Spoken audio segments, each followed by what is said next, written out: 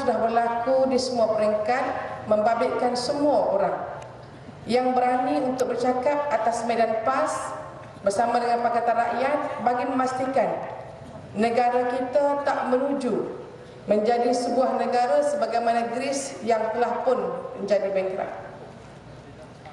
Kerana kalau ikut laporan keadaan dalam negara kita hari ini, hutang semasa kita telah pun mencapai 60%, dan sekiranya hutang ini meningkat kepada 75%, negara ini akan menjadi negara bankrupt. Jadi betullah tadi sebagaimana yang telah diberitahu bahawa ucapan daripada Datuk Idris Jalla bahawa Malaysia ini akan bankrupt bukan satu ucapan kosong, bukan satu omongan kosong, tapi perkara realiti yang kita akan hadapi kalau tidak buat tindakan. Buat tindakan macam mana? Tindakan sebagaimana yang dibuat bukan hanya di Malaysia tetapi di seluruh dunia. Kita lihat Arab Spring yang melanda Mesir, melanda Yaman, hari ini berada di Syria.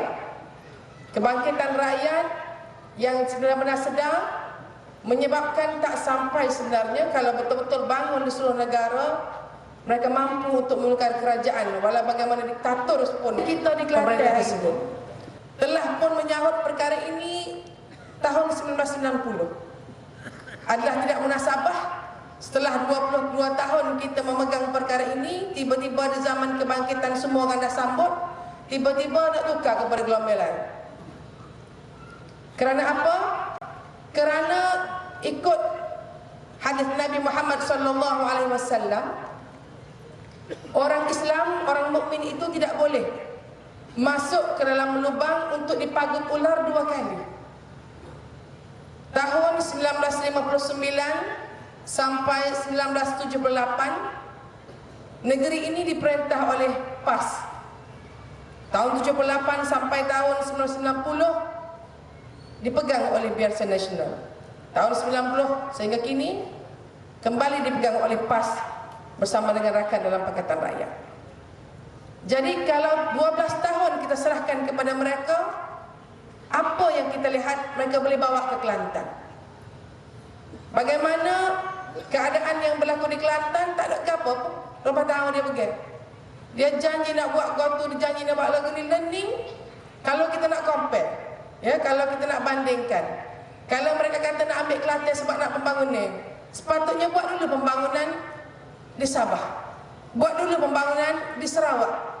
Di sana ada royalty, di sana negeri yang mereka perintah. Kita tidak mahu pembangunan seperti pembangunan yang dinikmati oleh Terengganu.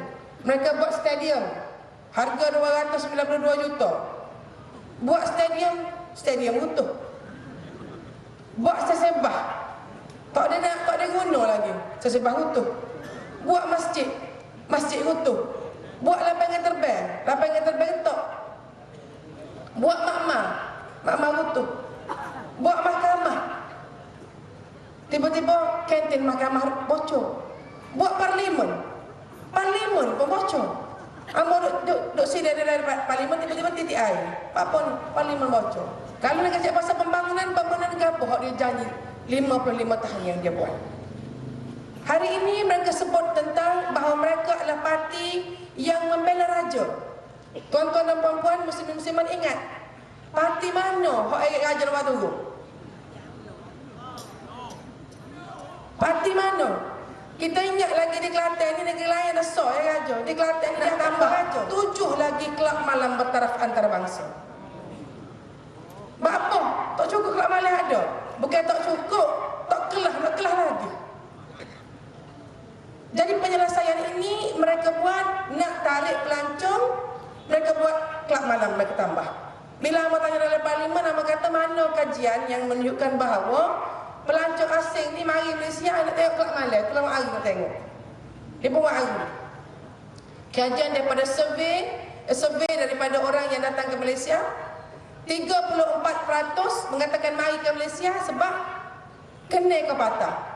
18% kata kena ke air terjun. Hak selebihnya lagi kena ke kraftannya, kena ke tempat-tempat menarik. Tak ada sehampuk pun dalam hak dia buat tu yang dibuat daripada kajian kepada pelancong, minta supaya buat kelab malam bertafak antarabangsa. Tiba-tiba dia buat.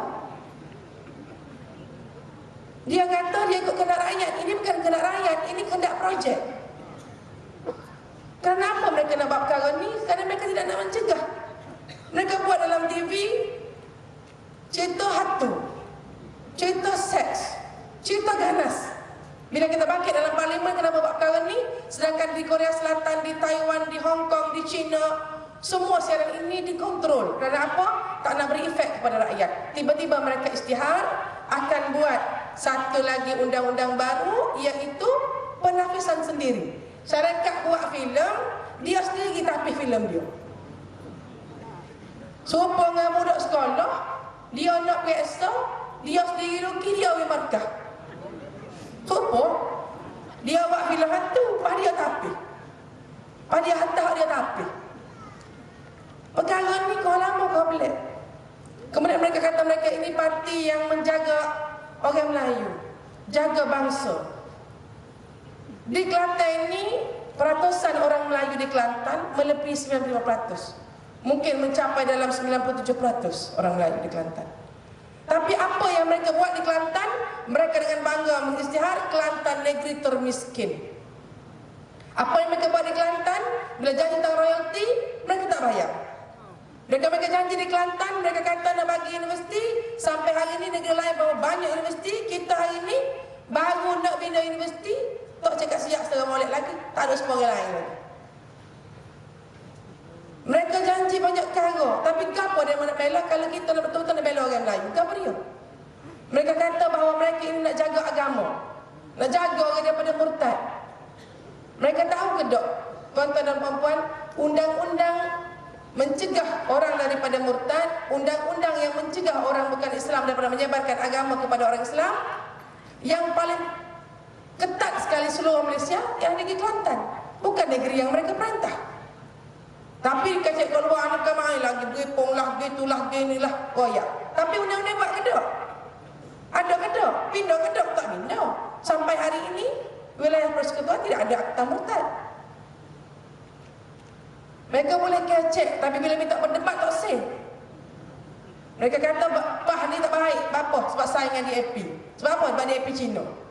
UMNO tak baik. Apa? Sebab saingan MC. MC apa? MC Cina. Topik Rasak Khabar, MCA mai ke Kelantan, Chua Swee Lek, Presiden dia mai ke Kelantan, goyak. Nak sampai kerajaan Kelantan buat apa? Sebab kerajaan Kelantan halang untuk orang berjudi. Tetapi mereka tak lupa kepada bagaimana orang DAP, orang Cina dalam PKR, orang Cina dalam DHPP, dan juga orang India dalam DHPP, Dewan Himpunan Penyokong PAS, bersedia untuk mengkaji dan membenarkan dibuat jawatan kuasa teknikal untuk pelaksanaan hudud. Bila orang bukan Islam sokong hudud, mereka susah hati. Bila orang bukan Islam lawan dan hina hukum Islam, mereka senang hati. Jadi bila perkara ni mereka kata mereka nak bela agama. Agama ke apa dia nak bela? Dia isytihar dalam parlimen, kita ini mementingkan rakyat, kita adil. Peruntukan untuk sekolah Cina 100 juta. Peruntukan untuk sekolah India 100 juta. Peruntukan untuk sekolah agama 100 juta. Orang pun tanya, berapa banyak sekolah agama? Malaysia ini 65% daripada rakyatnya adalah orang Islam. Tiba-tiba bagi sama banyak. Seolah-olah kalau kita jadi ibu, jadi ayah, kita nak adil dengan anak kita, hak sekolah menengah, hak universiti, hak sekolah tadika. Beli kasut sama besar. Apa? Mau adil. Ayuh adil. Pakailah kasut tak pada apa. Sebab apa? Nak suruh adil. Sama-sama habis kasut. Inilah cara mereka memerintah.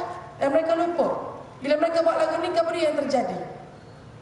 Mereka lupa apa yang kita buat dalam bila mana kita ambil Kelantan tahun 1990. Kita haramkan penggunaan duit kerajaan dalam bank riba.